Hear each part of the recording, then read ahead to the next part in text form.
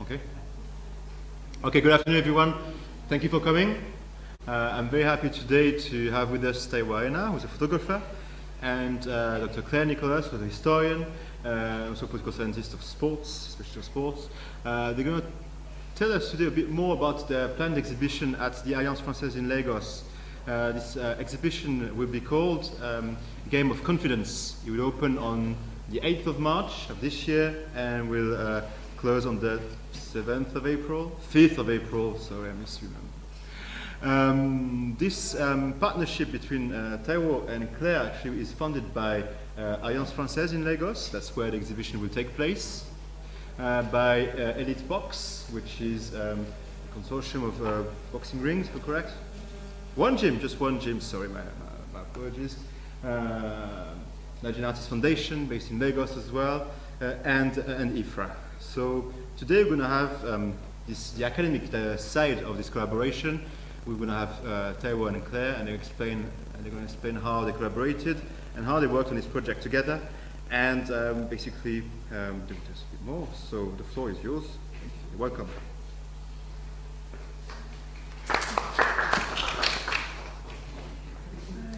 Good afternoon, guys. It's so nice to see you here and spare your time to just come and see this show.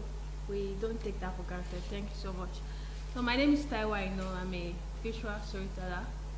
So I create photographs and videos too. And yes, Claire, she's a I'm Claire Nicolas. I'm an historian of sports and gender in West Africa. And we are very grateful to IFRA for inviting us to present our work at the University of Ibadan. And I will leave you to introduce our presentation. Yeah, so this project is about female boxers in Nigeria, precisely Lagos State, because we have quite a number of them in Lagos. So we started by visiting the gym on Monday. So we interviewed 6 of the boxers. So they have quite different stories, and we fixed a day each to photograph each of them since they train at different boxing sites. And Claire did research by asking them her own specific question to help give her more information about her research. Do you have anything to say? On the first day we did interviews with with every boxers.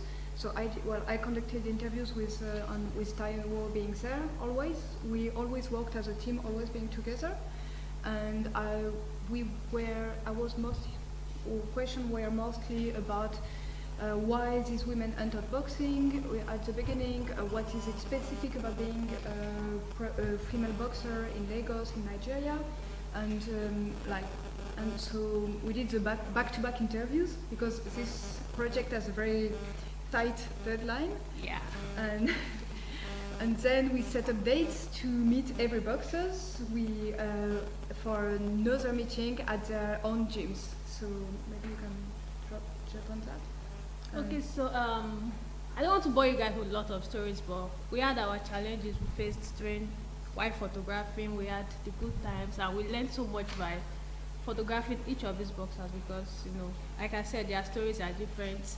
Some of their stories really inspired us, like that of Eniola. Eniola has been in this. Eniola picture is right here. Eniola, she has been in boxing for more than 10 years. Her mother was a kickboxer or something like that, and she grew into the craft of becoming a boxer herself, and that was quite deep. And we had Esther. Esther does it to build her self-confidence, and everybody needs that to survive, really. And we had we are very different. So they all have very different backgrounds and very different reasons to enter boxing. From ones who are like professional boxers or entering national championships, to others doing it more on a more like a leisure sports kind of way, or more of a fitness perspective. So it's very broad. So and each day we went to one of their gyms, and they also come from very different neighborhoods and they train at very different places.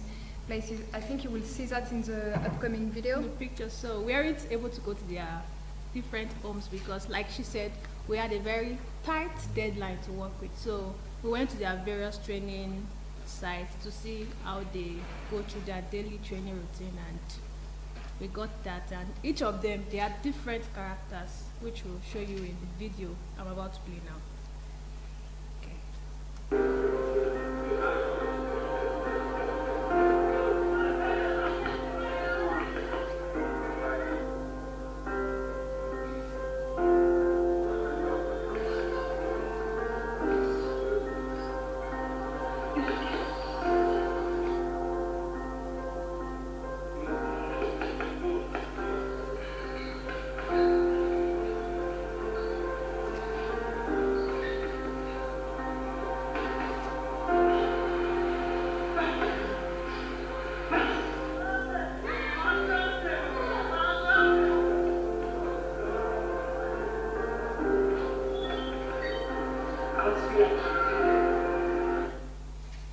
Yeah, so that's the video. You can see that each of them has their special character. You saw the girl kicking the punching bag. That was Eniola, which she does the kickboxing, and she do the normal boxing too. She said she doesn't like the boxing alone, which it looks so boring to her because she likes using her whole body to engage in this boxing activity, which was very, very quite special about her. You can see she's so fierce, and she's also a trainer too. She trains Esther and most of the people at Elitebox.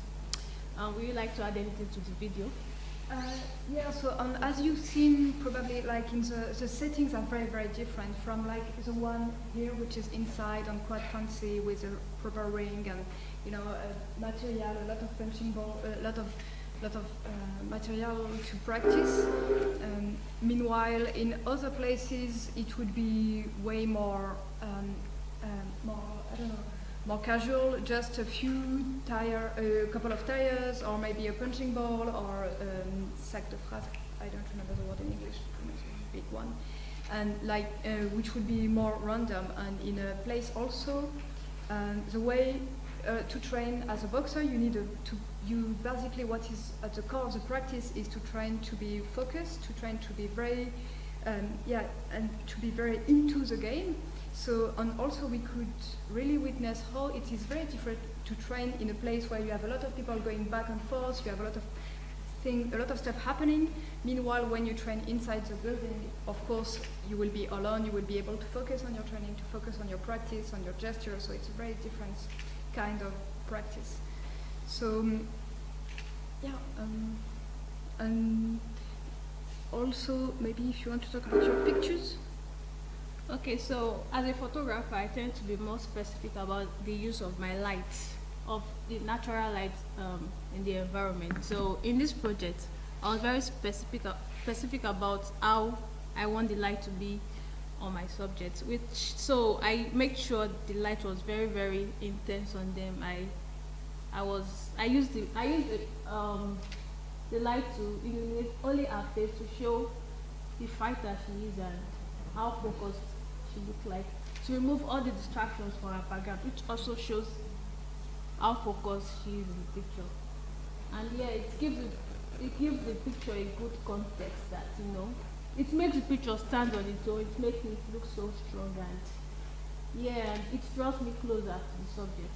And yeah, so I also played with colors in this project to show the diverse colors of light. So in this picture, this is Olamide. I'm not sure about her name, but she's Olamide. She's an 18-year-old boxer. So I'm going to come into how these boxers relate to their trainers here. So most of these people, they tend to, like, you know, depend on their trainers and, you know, to get sponsorship and all. So most of these boxers, they don't have the funds to get their gloves, to get their punching bags. So most of them stay with their trainers. Those that don't have the money stay with their trainers. They tend to, you know, some people are so close with that relationship with their trainers.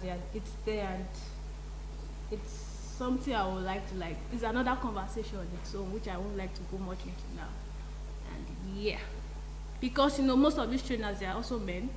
and the boxers there, they are female, and they don't have any choice how to train with them. So, would you like to add anything on topic? Okay. And also, maybe to finish on that topic of the photographs, I think like what was also, I think, well, you probably hear it from the way we talk, but I think like we wanted to talk to you about how it is interesting to work together because we come from different backgrounds.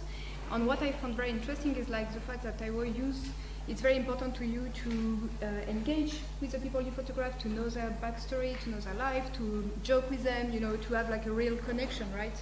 Yeah. And I think it's really, as a researcher, because a lot of people here are a researcher, maybe in sociology, geography, different history, and it's very interesting to work to, share methods on the field and have like, because I have my own way of doing things, the interviews, the notebooks, the recording material on these kind of things, and you have your camera, but in the end we are both interested in getting to know them, having a connection, or also having the most equal relationship with them and not being there to steal them from their life and their background or whatever, but also try to show them the way they would like to be shown and try to illuminate maybe their perspective from the way they were interested in being shown. So this is why we ask them like questions like, okay, like a regular day for us would be to get up at 6, to go to their training because they train super early in the morning, and then we would go through Lagos, and we would maybe we would ask them, okay, how do you prepare your gloves, or do you train at first? What do you do first? We would just follow them on the way they would train, and not tell them, okay, but please stand there, and I want you to do this gesture. Just ask them about what they do actually, and we would try to get along with that, even though maybe it's not exactly what we wanted at first. Maybe the place is not the best one. Maybe things are messy. But I think it was really more interesting, and it would allow us to have way more insight from them. And we also, because we did the interviews, we also decided to include quotes from them in the exhibition. So this way we could have their voices as well on the wall, on the way they would present, because of course we wrote a text about the exhibition, about a project, and we are the ones talking right now. But we felt it was interesting and important to have them also talking inside the exhibition, right? Yes, of course. And so we confirmed with all of them every quote we used, so they would confirm if they agree or not with the quotes, and they would send us feedback. And so this will be their perspective also, and they will be also the one being there. And if you want to meet them, they will be here on the 8th, except for the one who has a game, of course. But yeah, and here I think like this picture is really interesting because you really see the kind of setting we were in, like in a very, so you can see that you managed to get not much people in the back, but there would be a lot of people in the back going back and forth and maybe interacting with me. While you can see somebody's leg there, so I tried my best to remove So there's always, sorry. So I tried my best. There was Bariga, Tomiwa and Bosse. They trained in Bariga. That's where they can afford to train, of course.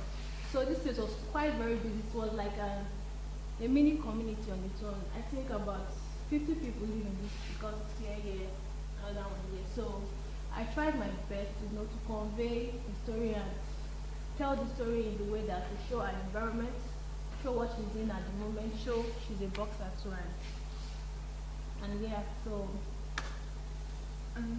And of course, this brand sponsors Bosse. I think she's quite lucky with sponsors. She has traveled for, I think, a residency program in London. Yeah, she's actually the only professional boxer we met. Sponsored by UNX. So, yeah, she has sponsorship and she's national champion of Nigeria. So it's really a very So it's a very different level from the ones you will see afterwards. Who is doing more like a leisure type of way. So we have a very different perspective. Do you want to go to the next slide? I wanted then to maybe.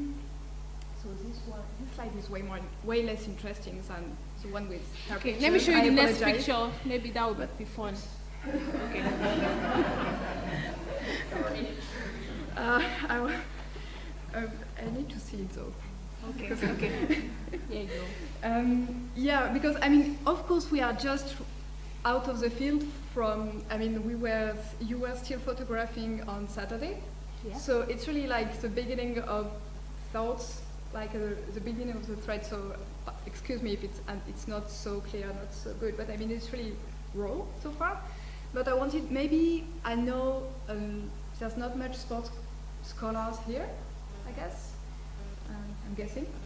I'll go for that. So I wanted to go back maybe slightly to what was, I think, the main point we could see Taiwo and me, and which really related to the actual literature which exists on boxing, on women's sport in Nigeria. So I think like the most important work on boxing is by Loïc Vacan, who wrote about a gym, an African American gym in Chicago. He wrote in the late. He did his very long ethnography in the 80s and 90s. Maybe some of you know him. Know his work, and he wrote about how the gym functions as a sanctuary, as a protective shield from the outside world. You know, especially in this area I worked in, like the boxing gym would be a place to be protected against the violence and hardship from the ghetto. And in the meanwhile, you also have way more recent work about women boxers, but all of them are, most of them, the one I found, were about white middle-class women in Western countries doing boxing for empowerment or these kind of things. So maybe in a more like transgressive way, but it's very, very specific. And when I turned to the history of women's sport in Nigeria, the sociology of women's sports in Nigeria, I was a bit less at ease because, of course, I'm not a specialist of Nigeria, and all of you I know are way more familiar with history of sociology here.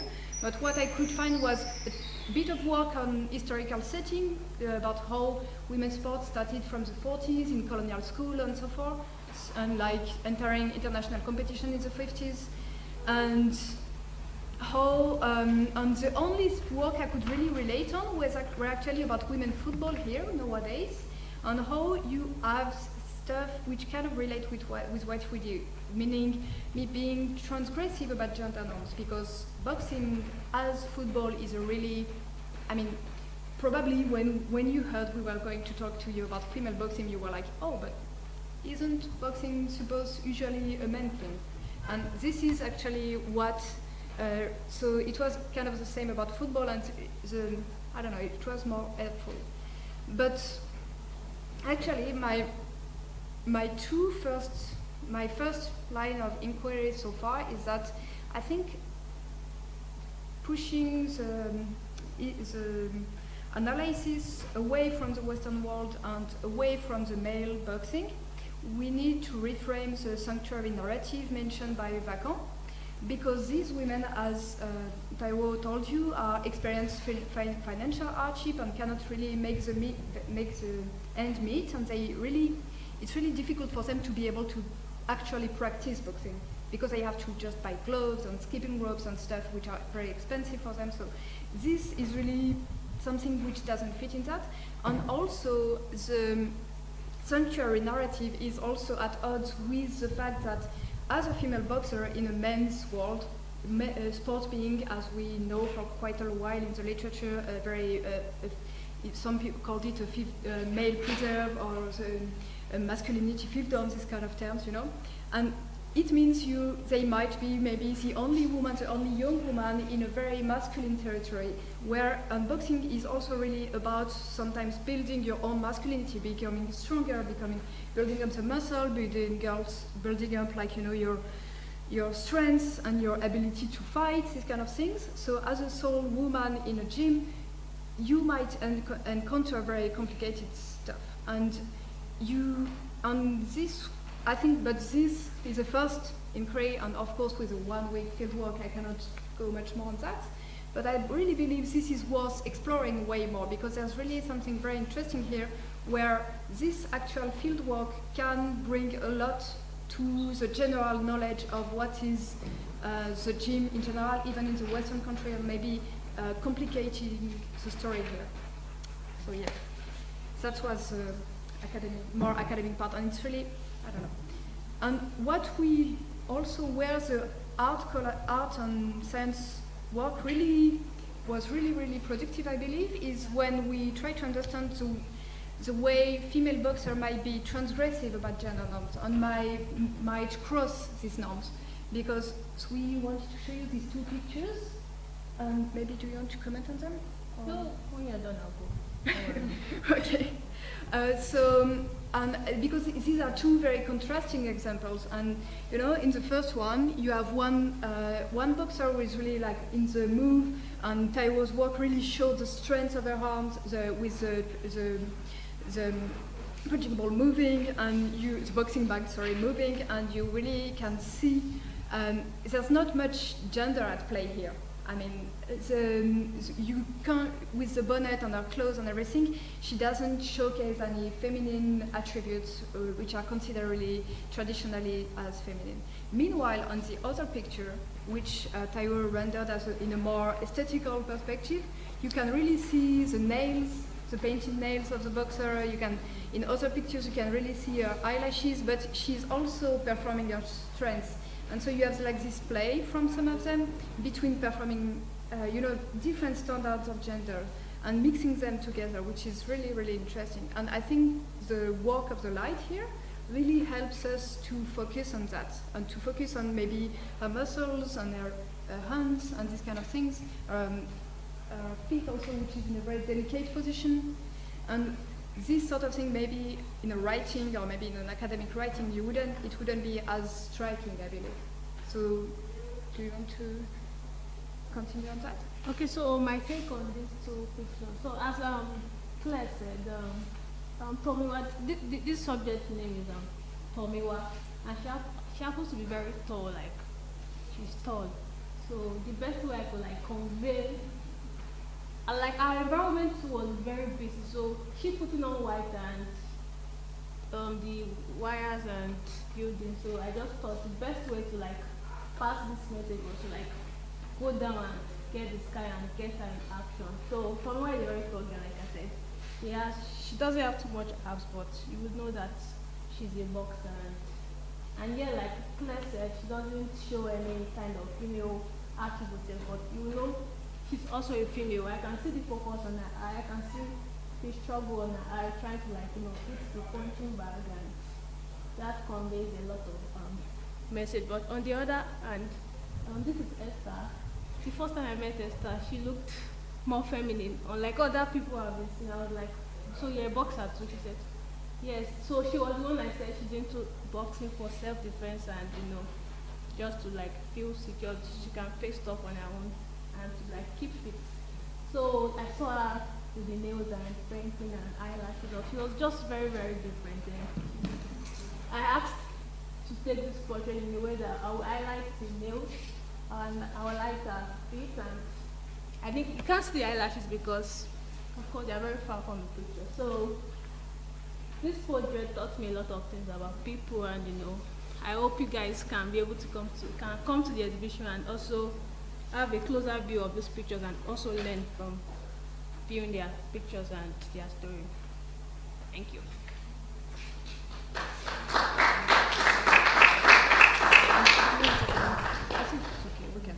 Okay. Go for it. Oh, I don't know. It was a nice conclusion. I don't know.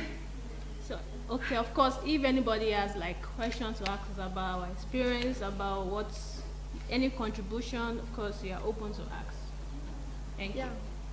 Thank you very much. We would be very happy if you have any suggestions, comments. Yes. Okay, one question here. Yeah. One here. So let me take three people. One here, two there, and three. Let's go. One person. So I wanted to quickly ask something. I observed this is close related to the project I'm currently working on, research project, which is play and profession in the creative industry. And my thought line is taking people from the street who have the gift to do things out of play, turning it into profession. I want to ask you, what are the things or what are the challenges and then the opportunities that you have for people who are gradually moving from the play part into the professional part, and how can they have more voice, so to speak? We take 3 questions. Yeah, I'm going to wait for the questions every time. Okay, so second question, please. Yeah. Yeah, thank you very much for this presentation. The question I have is, I don't know if you can be able to give us different narratives around what it means to be a boxer in a somewhat gendered sports arena. That's it, looking at the amount of boxing. You hardly get to see a female boxers being presented in such a manner. However, my question is, what are the aspirations of these boxers you were able to interview? You mentioned that only one of them has been able to get a residency program, has lots of funding at least to get kids in there. So for the other ones, do they aspire to be professional boxers, or they are unsure of where this is going to lead them in the coming years? Okay. Okay, thank you. Answer the third question, please. Yeah, I can't wait to seeing your exhibition number 8. But my question was just about the way you choose the photography, because you said, Claire said that for the quote, you confirm with her if they relate to that. But did you do the same with the photography, or did you choose the photography, or was it with her or not? Okay, so I guess I'll start from my question. You mind repeating the question for the microphone, so that's, I think it's recorded as well. Okay. Okay, so she Please. asked if we got their consent about the particular picture we chose for the exhibition, just like we did for the text. So about that, when I was photographing them, I was very, very intentional about almost all the pictures I took. So I made sure I portrayed them in the way they would like to be seen, even if all the pictures that will be exhibited won't be like shown to them, because we're just selecting like 5% of the pictures I photographed. So even the remaining 95 pictures, they will also love it when they get. So they was like we didn't ask their since we got their consent to photograph them. It's just the quote we were unsure because it was an interview and it was recorded. So we felt it would be ethical to get their consent, because they can't just enter the exhibition and just see their speech on the wall without we telling them, because some of them made some grammatical errors that we still have to like correct a little bit so that they won't feel that their mistakes is on the wall, and also that's why we had to contact them about that. Thank you. Also, if I may complete, during every shooting, Taiwo always showed them the pictures, and they would watch it together, and they would like, Send a picture. This is like, the backstage no, thing. just cool down. You're going to get them as soon as we're done. Just yeah, exactly. They love pictures. They really like discuss together about like showing the pictures, talking about them, like maybe think, okay, this one, is, And this was also really a way for. They knew there would be an exhibition anyway, but it was a way also maybe to have a sense for you of which one were maybe interesting or what. Okay, so to his question, he said, what are the aspirations? Let me just chip in something about that. So most of them, apart from Esther, which Esther is starting to get a little bit of interest in becoming a professional boxer, most of them, they really want to be a champion and represent this country in international games. But the issue they have is the financial aspects, how to get sponsors because day-to-day work with, what do they call these people? Sponsors. No, it's not sponsors. Managers. Yeah, managers. They need managers to connect them with sponsors and all, because it's just like a musical industry. They need funds to, apart from you having the energy, they need funds to support the energy, because boxing is not a common sport in Nigeria. So about the aspirations, they need to be supported in that way. And also there's like 2 ways. There's like either the amateur championship or the professional one. And if you're in the amateur championship, you have like a sponsor financing you on a more regular basis. So it makes more sense, but also it's more difficult to attain that, and it's also it might be also difficult to move from one another. And there's also a lot of prestige in being the amateur national champion. So it also compensates that. So you see, and it's also very different according to the disciplines, because one of them does MMA and kickboxing, and in MMA you don't have amateur championship. You only have like the league, one league. So yeah, it's really deep. It really is very different perspective, and I think it relates to the aspiration question, because most of them, when we interview them, what matters is becoming a champion, and maybe be able to live for it. But you're really the glory of being a champion of being a national champion. It's really the symbolical perspective of it is really important, and it kind of in their discourse at least it trumps also the more, I don't know, a material side of it, but it's also because it's an interview, I guess, and ethnography might also show things differently, I believe. Maybe a longer ethnography. And generally, boxing as a sport in Nigeria is something that's not yet been even explored on a normal level. So being a female in this aspect, they told us that it's a little bit tougher for them to get into space. So getting sponsors and all really help them go along. So if you have any sponsor, yeah, I would like to support. So please, they are open to sponsorship. And please, can you ask your question again? Yeah. You actually asked me some of my questions inside, so like the ones that they asked. But Okay. I mean, other than going on the internet and making inquiries and making research, is there like a structure that professionals can come through to amateurs? The amateur championship is organized at a national level and at state level, but the professional league, we didn't talk too much about that, so I wouldn't be able to answer very precisely. Well, I mean, I guess their eventual dream is to be a professional champion. Not necessarily, actually, because maybe you could, for instance, one of them is a trainer and also a national champion in amateur league, and she's like in her 30s.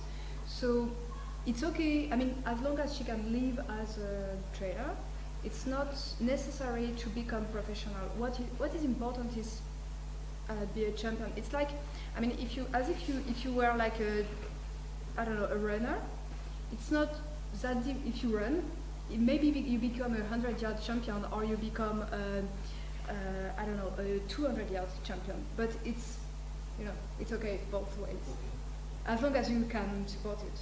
And as an amateur, you can have the ways to support it. Is it more clear? Yeah. Okay, cool. Okay, a couple more questions. Contributions? Contributions, or short questions. Basically, make short contributions, question maybe, so they can. Can we get it? Yeah. Let me ask people, since you already talked, let me ask if there are other people who would be willing to. No? Syria. My question was, thank you very much. All the pictures that you took were portraits, right? Or were there some of these boxes with the environment? So like I said, we didn't have the privilege of time to go to their different houses. In as much I would have loved to do that.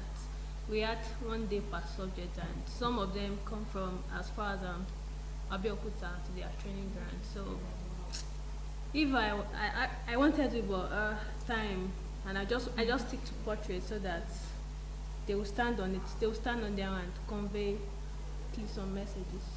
I was just thinking about it because in what you said there about the questions, the kind of their own position within the group that they are training with. I mean, you talked a lot about the way also gender is the relational construct. So yeah, that I was just asking. Like, I understand that you don't have time. It's just like maybe it could also be interesting, maybe for a second phase of the project to also like see like how in pictures we can also represent this kind of interactions.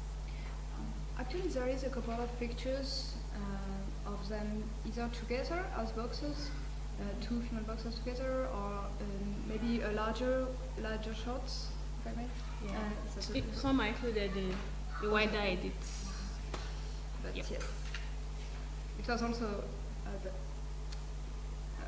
a very difficult choice to make, because we had 6 subjects and only 4 shots per person. So yeah. Oh, okay. one question and after you answer. I promise. I won't forget today. Please go. It's not a question, it's more of a comment. Like, I really want to commend the works of Claire and Taiwo. Like, you guys have really helped me to change my perspective about female boxers.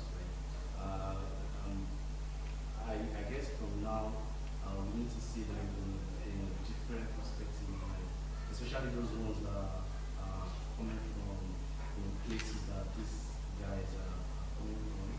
Like, I love the fact that you guys always show the struggle. It's like the roses that are trying to go in concrete.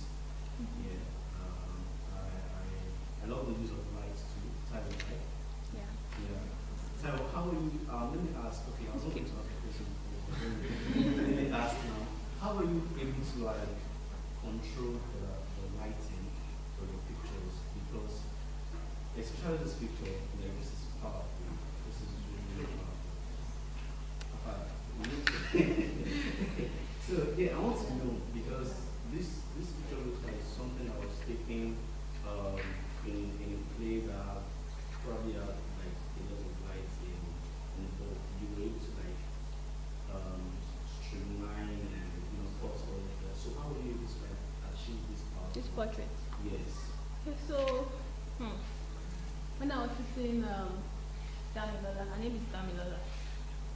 She was training in a big kind of hall where there's roof, there's hole where light can come in. Let's say more like this hall, but it's opened, light can come in.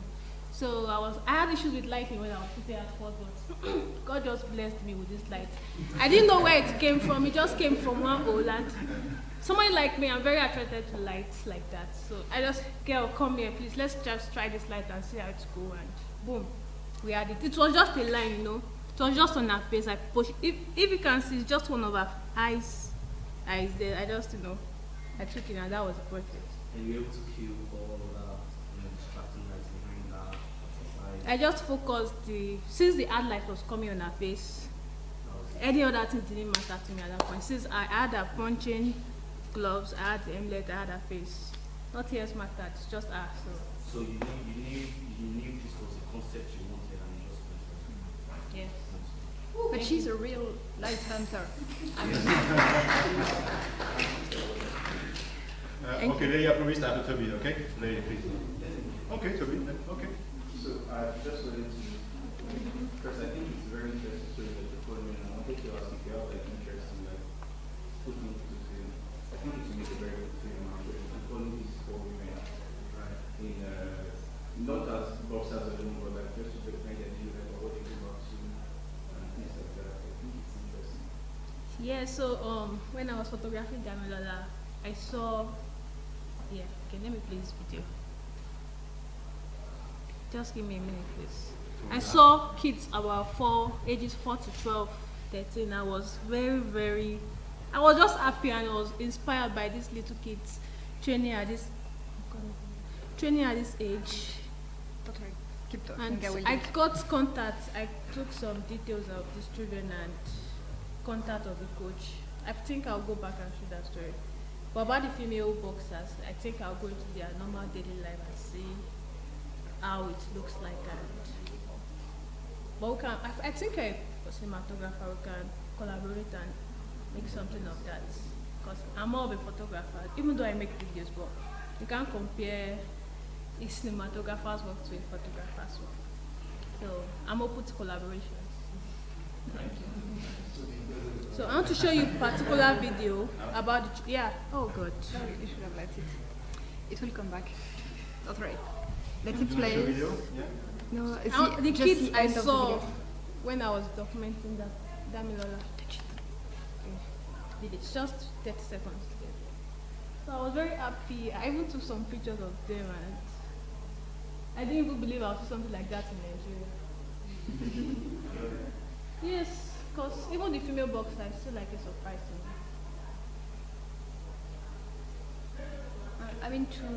Following up on your comment. Okay, somewhere here. Sorry. So that not happens to train, to just warm them up. So I took a video of that. Yeah. So that's it. So I guess I'll do a prayer about the kids for, I don't know when, or soon. Yes, the reason why I have this question of aspiration is because growing up in Lagos, every community had its own set of goals. And we were also training at some point. 8, 9, 10, 11, it was usual to play football, you learn to sports, within the community. But the point I raised initially that I love it because we focus on the female boxers. You hardly see the female boxers around there. And I think it's also the same across different species, even in female. So how you able to get them is amazing. Aside being locked up, say, in the professional training space, those professional efforts, if you go to the national stadium, for instance, you find some good training, but to get them within communities, I think that must have been a serious. Okay, so that it's a collaboration between Elitebox training gym. So we talked to Elitebox to call some of their people that have trained there before. Some people that have had something to do with Elitebox. So we got their contacts from Elitebox. So then we spoke with them.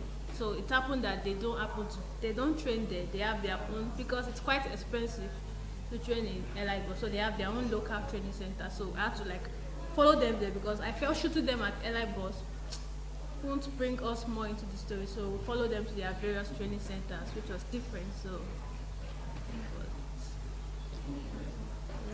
Timmy, you had your hand up before? Are you okay? Okay. Anyone else? No? Oh, come on, It's more about the last program of this research. You spoke a lot about how ethnography could eventually ignore about the picture of the life and cope with everything. And what about being a historian and doing it as an historian? I guess it was an experimentation.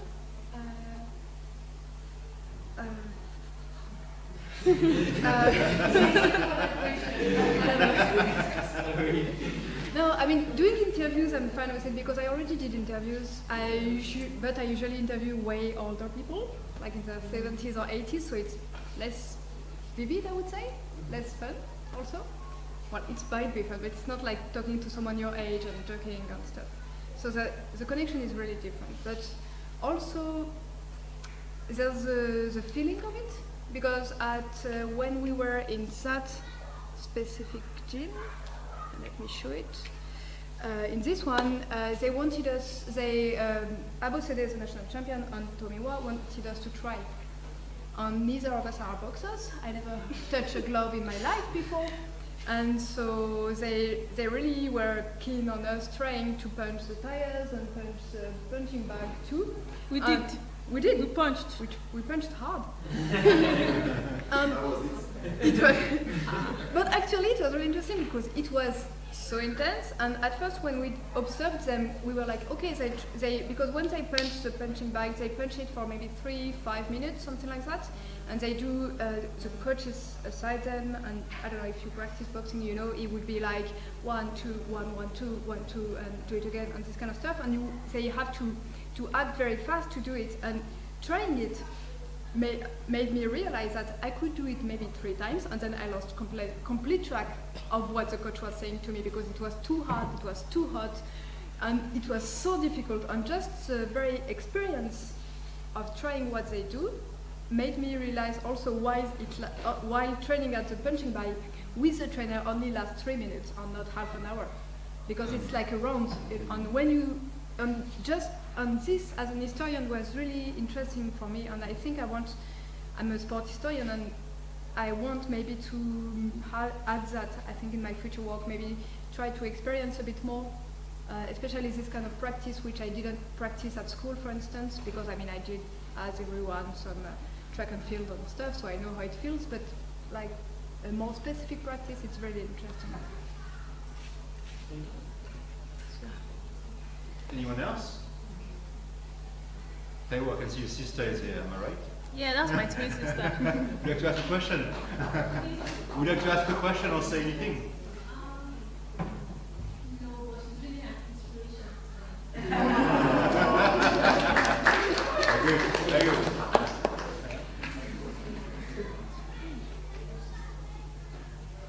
No? Anyone else? Okay, so let me thank Juliette Rufflet and Salomon Copeland, who are behind the camera, for helping out today. And we thank our two speakers. Well done. Thank you. Thank you for today. Thank you.